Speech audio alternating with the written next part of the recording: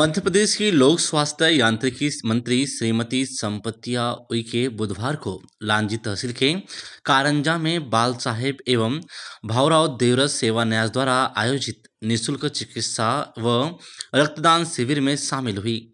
शिविर के दौरान संक्षिप्त कार्यक्रम को संबोधित करते हुए कहा कि जल जीवन के लिए आवश्यक है, तो वहीं उन्नति विकास के लिए शिक्षा जरूरी है। उन्होंने भी विद्यार्थी जीवन में कई बच्चों को देखा जिनके लिए शिक्षा आवश्यक थी, तब उन्हें पढ़ाने का कार्य किया। आज उनके द्वारा पढ़ाए बच्चों में 2 तहसीलदार, 2 नायब तहसीलदार और 11 स्वास्थ्य विभाग में हैं। जहां तक जल की बात है, जल से जीवन के सारे कार्य संभव है। जल बचाना हमारे संस्कार में शामिल करना होगा। पीएचई मंत्री श्रीमती उइके ने स्कूल परिसर में स्थापित संस्था में गौशाला निर्माण में सेठ प्रकल्प के लिए जो भी राशि की आवश्यकता होगी प्रदान करने की घोषणा की। इस दौरान कटंगी विधायक गौरव पारधी, क्षेत्रीय संगठन मंत्री डॉक्टर आनंदराव पारधी ने भी संबोधित किया। कार्यक्रम के दौरान विभागीय कर्मचारी व अधिकारी प्रमुख तौर पर उपस्थित रहे। इसके साथ ही पीएचई मंत्री श्रीमती उइके ने शिविर के दौरान विभिन्न रोग उपचार से संबंधित चिकित्सकों से परिचय प्राप्त करने के साथ ही उनसे जिले में संबंधित रोग के रोगियों की समस्याएं और उनके उपचार के संबंध में जानकारी ली।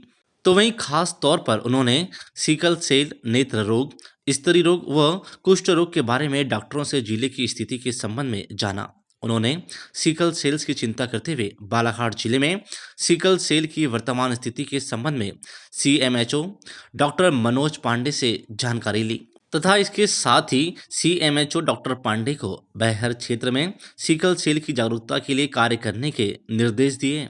पीएचई मंत्री श्रीमती संपतिया ने नेत्र रोग के संबंध में शिविर में सेवा दे रही डॉक्टर उन्नति पिछोड़े नेत्र विशेषज्ञ से फेको तकनीकी से उपचार व रेटिना के मरीजों की संख्या की जानकारी ली। इसके साथ ही लोक स्वास्थ्य मंत्री श्रीमती उइके ने शिविर के दौरान विभिन्न दिव्यांगजनों को सहायक यंत्र प्रदान किए।